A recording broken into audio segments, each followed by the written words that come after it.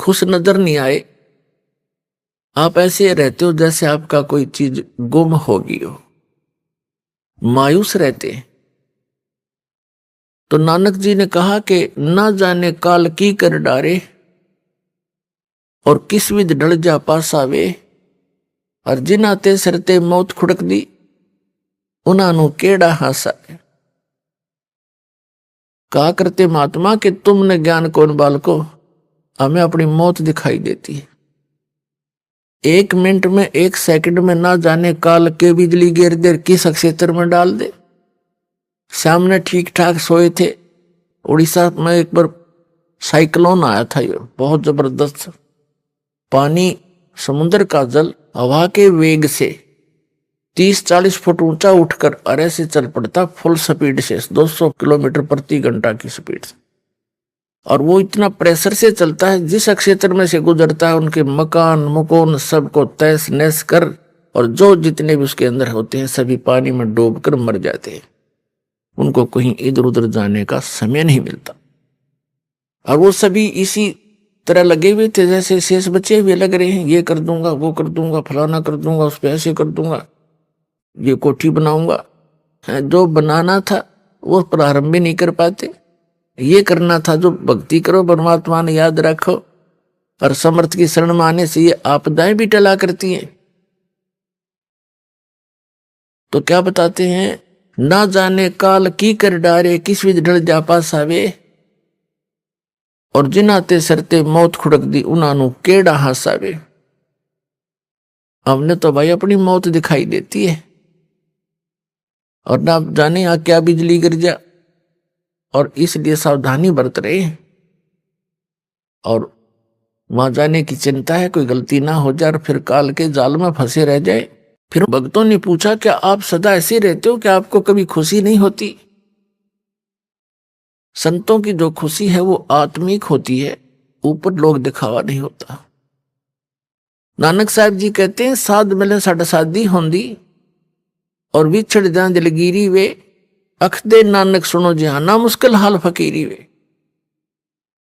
जब मुझे मेरे भक्त, मेरे साध संगत आती है, सत्संग होता है, तो मेरी खुशी का ठिकाना नहीं होता।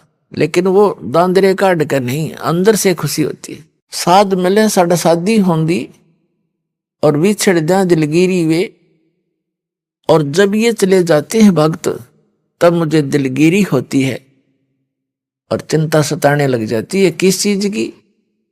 कि इनको मुश्किल से मैंने लाइन पर लाया है, विकारों से रहित किया है, उस परमात्मा को सतलोक में जाकर के देखा है, उससे प्राप्त ज्ञान के आधार से मैं इनको ज्ञान दे रहा हूं।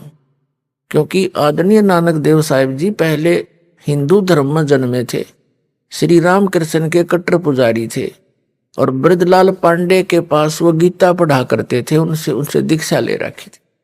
जब परमात्मा आए, उनको सतलोक लेकर गए, सचखंड बेई नदी से एक साधु रूप में आए थे, जिंदा महात्मा के रूप में, परम अक्षर पुरुष सतपुरुष, और उनको साथ लेकर सतलोक गए, सचखंड फिर वापस छोड़ा था। 3 दिन तक वो अचेत कहीं गुप्त रखे थे, उनका शरीर आत्मा को लेकर गए थे।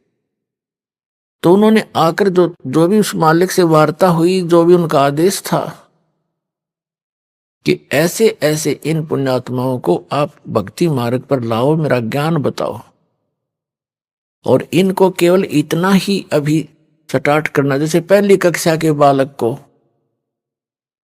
वो ABCD ही सिखाई जाती है, ए आ ईड़ा उड़ा ये सिखाए जाते हैं, इसे आगे वो ग्रहण भी नहीं कर सकता। तो उस समय भगत समाज की ये स्थिति थी कि एकदम एक समाज से हटकर अलग से कोई क्रिया करना कोई बालकों का खेल नहीं होता।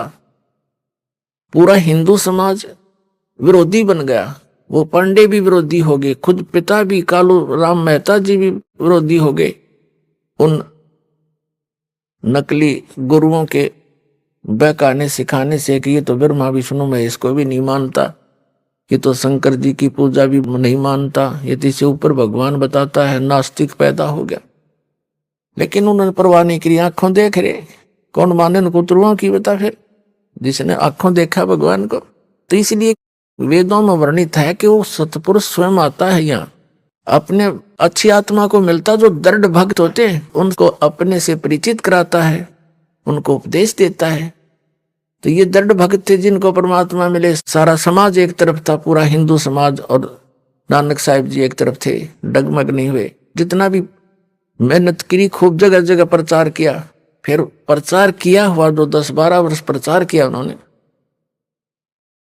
तो ऐसी बात नहीं, कुछ एक व्यक्ति पुण्यात्मा उनके ज्ञान से परिचित हुए, लेकिन बहुत कम। फिर वो एक स्थान पर रहने लगे, अपने घर पर ही 16 वर्ष अपने घर पर रहे, फिर अपना खेती का कार्य भी करते थे और सत्संग भी करते थे। तो भगत जन आने लगे, वहां सत्संग सुनने लगे।